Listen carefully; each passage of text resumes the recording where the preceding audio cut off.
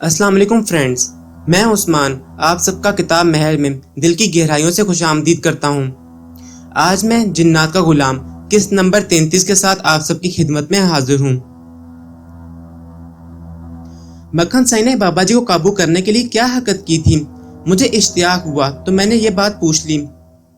ہاں، ریاض شاہ اس وقت جوشیلے انداز میں بول رہا تھا۔ مکھن سائی خود کو بہت زیادہ طاقتور انسان بنانا چاہتا ہے۔ تم نے دیکھ لیا، ایک گھوڑا اس کے اشارے پر اس کے مہمانوں کو ان کے گاؤں تک چھوڑ کر واپس اس کے پاس پہنچ جاتا ہے، تو یہ ملنگ ٹائپ لوگ کیا شے ہیں؟ اس نے اچھو خان ڈکیت کو بے بس کر دیا ہے۔ ہاں، تو میں کہہ رہا تھا، غازی نے جب بابا جی اور مجھے اس کا پیغام دیا تو بابا جی نے پہلے تو یہ کہا کہ وہ اس سے نہیں ملنا چاہتے، لیکن جن دنوں ہمیں حویلی کی چڑیلوں کو رخصت کرنے اور کالیت داس کے خلاف جنگ کا سامنا تھا تو بابا جی نے مصلیحت کے تحت مکھن سائی سے ملاقات کی تھی۔ وہ نہیں چاہتے تھے کہ اس پورے علاقے کی جناتی مخلوق اپنے علاقے میں ان کی دخل اندازی پر سیکھ پا ہو، لہٰذا جب وہ اس سے ملنے کے لیے گئے تو مکھن سائی قبر میں چلہ کاٹ رہا تھا۔ اس کے جنات نے بابا جی کی خدمت کی۔ بابا جی قبر میں محو چلہ مکھن سائی کے پاس گئے تو اس نے بابا جی کی آؤ بھگت کی اور انہیں کہنے لگا کہ وہ اس کے پاس کیوں نہیں آ جاتے۔ مکھن سائی کو بابا جی سرکار کی طاقت اور بزرگی کا صحیح طریقے سے ادراک نہیں تھا۔ اس نے کہا کہ اگر وہ اس کا ساتھ دیں تو وہ پوری دنیا کا نقشہ بدل کر رکھ دے گا۔ اس نے بابا جی کو اپنے موکل جنات کے پورے قبیلے سے ملوایا تھا۔ بابا جی سرکار نے جب مکھن سائی کو اپنے بارے میں بتایا کہ وہ کس درجہ اور حیثیت کے مالک ہیں تو مکھن سائی کی باتیں کھل گئیں، ہوس اور غرض سے لال ٹبکنے لگیں اور آنکھیں انتقام کے شعلوں سے بھر گئیں۔ وہ بابا جی کے ذریعے خود کو ایک بہت بڑا روحانی بزرگ بنانا چاہتا تھا۔ میں نے کہا نا کہ وہ خود غرض اور سفلی علوم کا ایسا بندہ ہے۔ بابا جی نے اسے کہا کہ وہ اس کے ساتھ تعاون کر سکتے ہیں بشرطے کہ وہ گندے گھنونے اور غیر شرعی کام چھوڑ دیں، لیکن وہ اس پر آمادہ نہ ہوا۔ بابا جی جب واپس آنے لگے تو وہ کہنے لگا، زرکان شاہ، میں تمہیں وہ کچھ دے سکتا ہوں جس کی تم طلب کرو گے۔ میرے ایک اشارے پر یہاں سب کچھ حاضر ہوگا۔ میں تمہیں اپنی آفر ٹھکرا کر واپس نہیں جانے دوں گا۔ شاید میاں، ریاض شاہ کہنے لگا، یہی وہ آگ ہے جو کسی عامل اور اللہ کے حقیقی ولی اور باشرہ پیر کامل میں فرق پیدا کرتی ہے۔ سفلی عملیات کرنے والے کی طبیعت میں نفرت، حسد، تکبر کی آگ بھڑکتی رہتی ہے، لیکن اللہ کے بندوں کے دلوں پر محبت اور انکساری کی بارش برستی ہے۔ مکھن سائی کی بات سن کر بابا جی نے اسے ڈانٹ دیا تھا۔ اس پر وہ کھول اٹھا اور بدتمیزی سے پیش آیا، کہنے لگا، زرکان شاہ، میں تمہیں واپس نہیں جانے دوں گا۔ تم بھی میرے برگت پر مقیم جنات کی طرح میرے مرید اور قیدی بن کر رہو گے۔ بابا جی تیش میں آ گئے اور اٹھ پڑے۔ مکھن سائی نے آنن فانن عملیات کی آگ بھڑکا کر انہیں قبر میں ہی روکنے کی کوشش کی تو بابا جی سرکار نے اسے اس کی آگ سمیت قبر سے باہر پھینک دیا۔ مکھن سائی حیرت پاش نظروں سے بابا جی سرکار کو دیکھنے لگا۔ اسی وقت اس کے موکل جنات میں سے ایک بزرگ جن نے مکھن سائی کو بابا جی سرکار کے درجات سے آگاہ کیا اور مشورہ دیا کہ وہ ان کے ساتھ ایسے پیش نہ آئے۔ مکھن سائی صرف خود غرض ہی نہیں، خاک بھی ہے۔ وہ جان گیا کہ اس نے غلط وقت میں غلط حرکت کی ہے۔ اس نے بابا جی سے معافی مانگ لی۔ جانتے ہو، آج جب مکھن سائی مجھے حجرے میں لے کر گیا تھا تو اس نے کیا فرمائش کی تھی؟ جی، کیا کہا تھا اس نے؟ میں نے پوچھا۔ کہنے لگا، اگر میں اس کے ساتھ مل جاؤں تو وہ یہاں ایک بڑی روحانی سلطنت قائم کرے گا۔ میں نے اسے کہا کہ میں تو خود شہنشاہ ہوں، تمہارے زیر سایہ کیسے آ سکتا ہوں؟ بابا جی بھی اس لمحہ ہمارے پاس تھے۔ اس نے بڑی آفرز دی ہیں ہمیں، لیکن بابا جی نے اسے سختی سے منع کر دیا ہے کہ وہ تماشا نہ لگائے، روحانیت جیسے مقدس لفظ کی حرمت خراب نہ کرے، ورنہ لوگوں کا اللہ کے نیک بندوں سے اعتماد اٹھ جائے گا۔ مکھن سائی شیطان کا اعلی کار ہے، لیکن وہ کہتا ہے کہ شیطان اس کا متی ہے۔ اللہ معاف کرے شاہد میاں، ہم بہت گناہگار لوگ ہیں۔ خود میری اپنی یہ حالت ہے، لیکن میں خود یہ جرت نہیں کر سکتا۔ مکھن سائی گمراہ ہے اور گمراہی کی دلدل میں دھنستا جا رہا ہے۔ تم میرے بارے میں بہت بدگماں رہتے ہو، لیکن میرے اور مکھن سائی میں زمین آسمان کا فرق ہے۔ میں تو صرف ایک زلیخا کی طلب تک محدود ہوں، مگر یہ مکھن سائی ہزاروں معصوم لڑکیوں کو اپنی حوث کا نشانہ بنا چکا ہے۔ جن زادیوں سے خدمت کراتا ہے، اس کی خادماؤں میں ایسی ایسی خوبصورت جن زادیاں ہیں جنہیں دیکھ کر गाजी का ईमान भी खराब हो गया था। बाबा जी ने गाजी को बड़े जूते मारे। उसने तुम्हें वो कहानी नहीं सुनाई थी? अब मिले तो पूछना मक्खन साई की एक खादमा महविश ने इसे क्या कहा था और वो उसके पीछे क्यों पड़ गई थी।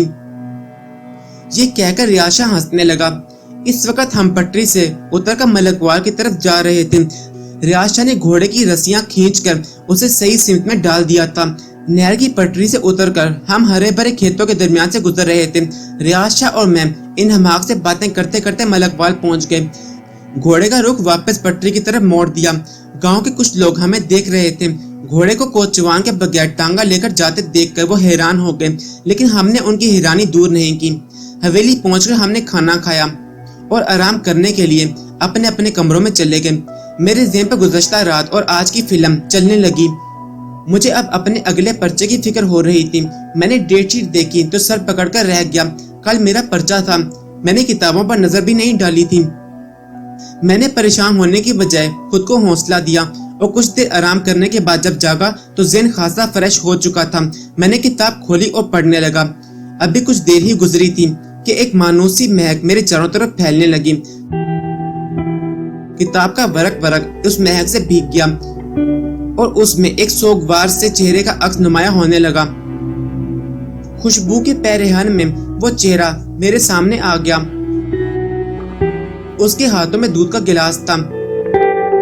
कहाँ थे तुम? मेरे सामने जुलेखा खड़ी थी, सर पर सफेद चादर लिए। हूरों जैसा तकद्दुस था उसके चेहरे पर, लेकिन आंखें सोजो हिजर के आंसुओं में सोगवारी का गम उठाए नजर आ रही थी। लहजा गंभीर था। ये लो, पी लो। अम्मा की तबीयत ठीक नहीं थी, कह रही थी मेरे पुत्र का पेपर है, इसे दे आओ। जुलेखा मेरे सामने मुड़े पर बैठ गई।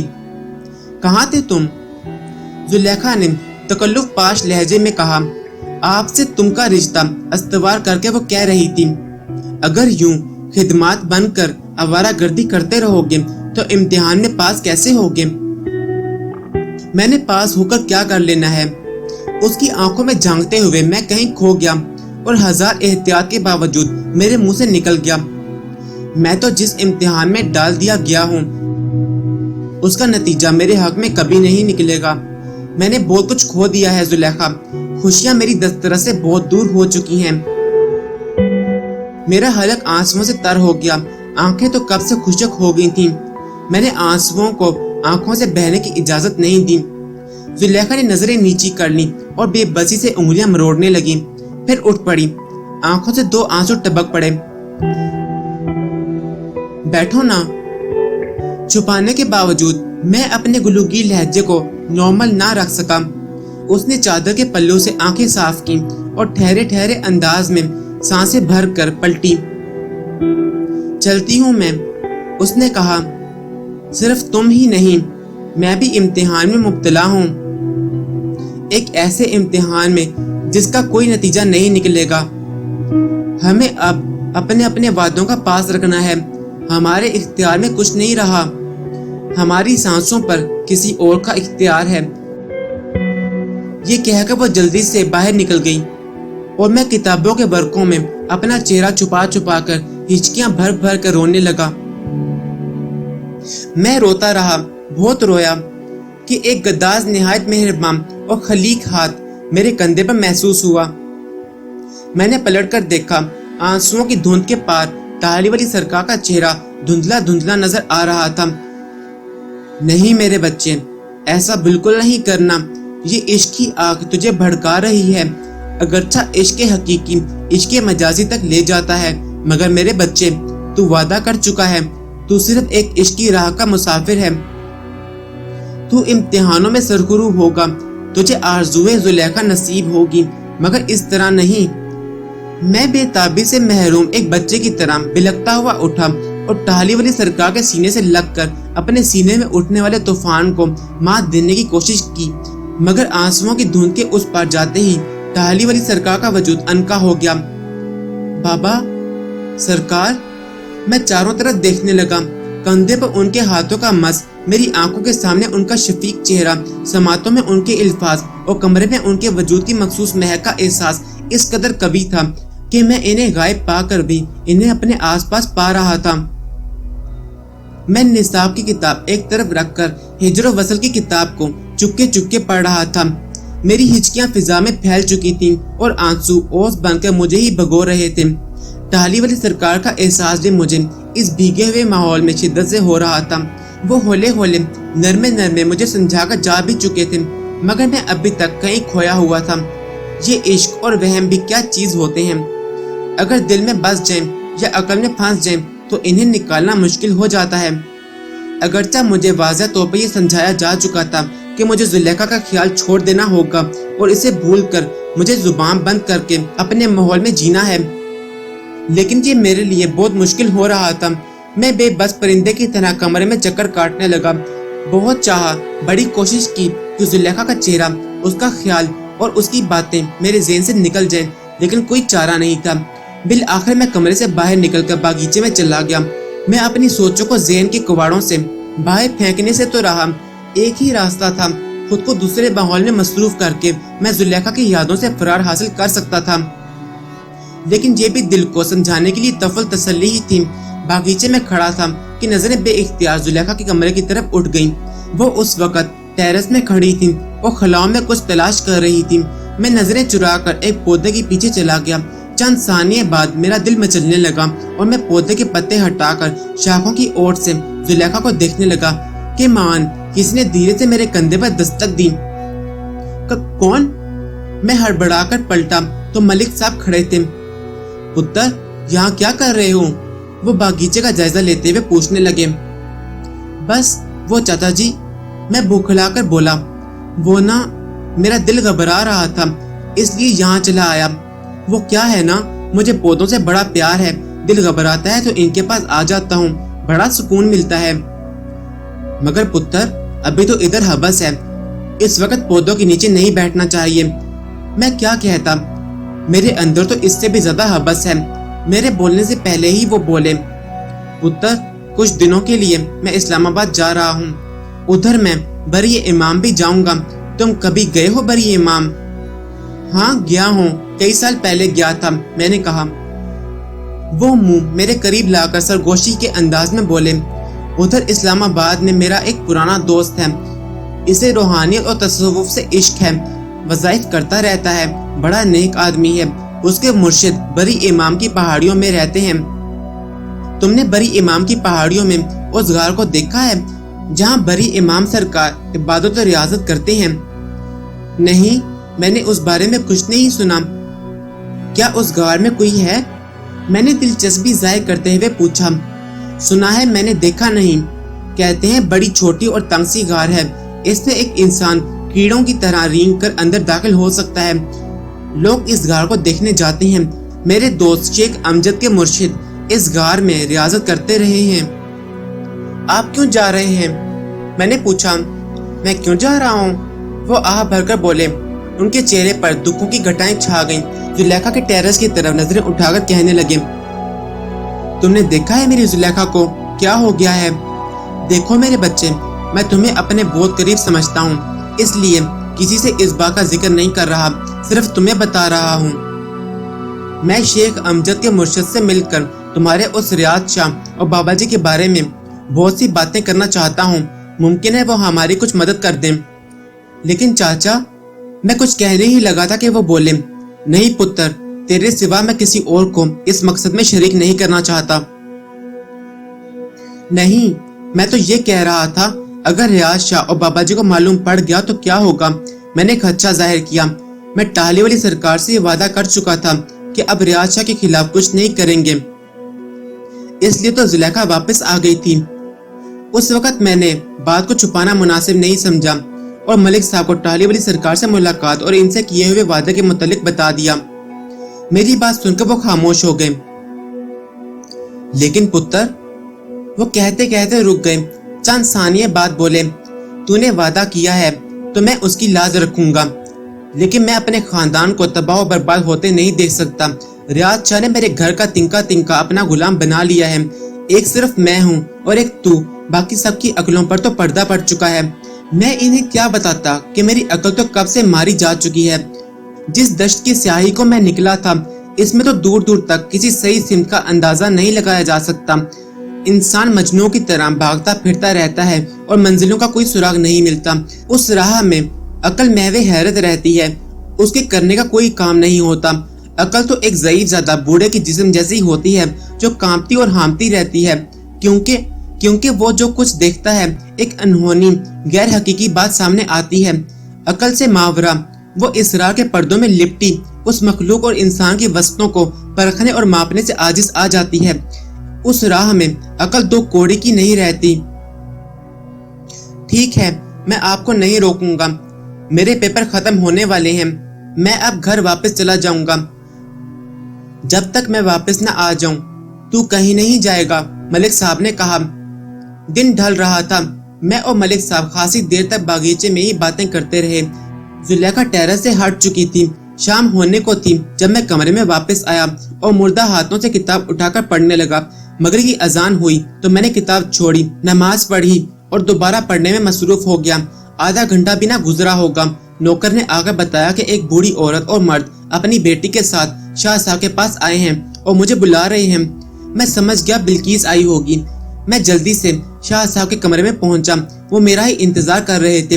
बिल्किस की हालत खासी बिगड़ी हुई थी, बाल उड़े हुए थे और चेहरा किसी अपाहिज बूढ़े की तरह अजीब से अंदाज में बिगड़ा हुआ था। मुझे देखते ही चिल्लाई, यही है, मैं इसे मार डालूंगी। बिल्किस किसी आफतज़दा गिद्ध की तरह मुझ पर झपटी। रुक जाओ, इस लकीर को पार किया तो मारी जाओगी। रियाज शाह ने गरजदार आवाज में मेरे और बिल्किस के दरमियान एक लकीर खींच दी। बिल्किस चिल्लाई, बड़ा देखा है मैंने तेरी लकीरों को। ये कहकर वो लकीर पार कर गई और इसका एक बाल भी बेकाना हुआ। उस वक्त तक मैं सूरत-ए-हाल का अंदाजा नहीं लगा सका था। मुझे समझ भी नहीं आ रही थी कि बिल्किस को अचानक क्या हुआ है। उसने मुझे यूं पकड़ लिया था जैसे चील झपटा मारकर चूजे को उठाती है। उसने इतने जोर से मुझे उठाकर फर्श पर पटका था कि मेरे लबों से करबनाक चीख निकल गई और लगा जैसे बदन की हड्डियां टूट गई हैं। इससे पहले कि शाह साहब उसको पकड़ते, वो मेरे सीने पर सवार हो गई और मेरे चेहरे पर दोनों हाथों के नाखून मेखों की तरह गाड़कर हिज़यानी अंदाज में चिल्लाई, मैं अपनी प्यास तेरे खून से बुझाऊंगी, तेरा सुर्ख सुर्ख खून पीऊंगी। नीचे गिरने से मेरा सर घूम रहा था। चेहरे में उसके नाखून उतरे हुए महसूस हो रहे थे। उसमें इतनी कुव्वत आ गई थी कि मुझे लगा कि मैं मनो टन वजनी पत्थर के नीचे दब गया हूँ। ये सब कुछ लम्हों में हो गया था। उस वक्त मुझे एहसास हुआ कि बिल्किस के अंदर कोई ताकूती कुव्वत दाखिल हो चुकी है। मेरे चेहरे से खून फूटने लगा था। उसने नाखूनों पर लगे खून को चाट लिया और इस तराजी अंदाज में कह के लगाने लगी, बड़ा मीठा है तेरा खून, मजा आ गया, मजा आ गया। वो सर लहरा लहरा कर कह के लगाने लगी। उस लम्हा मुझे ये चंद लम्हे सदियों भर भारी लगे। मैंने चिल्लाना चाहा मगर मेरी आवाज हलक में ही दबकर रह गई। वो मेरे चेहरे पर नाखून मार मार कर खून निकालती और उंगलियां चाटने लगती। मुझे लगा जैसे रियाज शाह मुझे यूं ही तड़पता हुआ देखना चाहता है। बिल्किस के अंदर ताकूती कुव्वत उससे भारी थी जो उसकी खींची हुई लकीर पार कर गई थी। मैं सख्त अजियत में था और माही बेआब की तरह मचलने लगा। कोई भी तो आगे ना बढ़ रहा था। बड़ा मजा आ रहा है, वाह बड़ा मजा आ रहा है। बिल्किस का जुनून बढ़ता जा रहा था और मेरे ज़हन पर अब अंधेरा छाने लगा था। ऐसा लगता था जैसे दम निकलने को अब कुछ ही समय रह गया था। मेरे ज़हन से हर किसी का तस्वर मिटता जा रहा था कि यकायक दरवाजा खुला और एक मानूस चीखती चिल्लाती आवाज मेरे तस्वर को जिंदा करती हुई रगों पे में दाखिल हो गई। शाहिद, जिस जुलेखा की आवाज थी, ये आवाज मेरे बहुत करीब से आ रही थी। उसके साथ बिल्किस ने जोर से चीख मारी थी और उलटकर पीछे गिर गई थी। मेरे सीने से बोझ उतरा तो सुकून की एक लहर महसूस हुई, लेकिन मेरा सारा चेहरा जलने लगा था। जगह जगह से खून रिस रहा था, लेकिन मैं जल्द होश में आ गया। मैंने देखा जुलेखा के हाथ में बड़ा सा डंडा था। वो बिल्किस के सर पर खड़ी थी। उसने जोर से डंडा बिल्किस की टांगों पर मारा तो वो बिलबिलाने लगी, खून पिएगी तू इसका, ले पी ले, अब अपना खून चाट ले। बिल्किस के सर से खून निकलकर उसके चेहरे पर बह रहा था। बिल्किस की माँ और बाप ने आगे बढ़कर जुलेखा को रोकना चाहा तो वो धाड़ी, ڈائن اس کا خون پی رہی تھی تو تب تم آگے نہیں بڑھے، اب بڑی تکلیف ہو رہی ہے، پیچھے ہٹ جاؤ تم۔ زلیخا بس کرو، یہ مر جائے گی۔ اس لمحہ ریاض شاہ نے زلیخا کے ہاتھ سے ڈنڈا چھین لیا۔ زلیخا نے قہر بھری نظروں سے اسے دیکھا اور پھر میرے پاس بیٹھ گئی۔ اپنے دوپٹے کے پلو سے میرا چہرہ صاف کرنے لگی۔ اس کی آنکھیں غصے سے سرخ ہو رہی تھیں، لیکن میرے چہرے سے خون بہتا دیکھ کر اس کی آنکھیں بھیگنے لگیں۔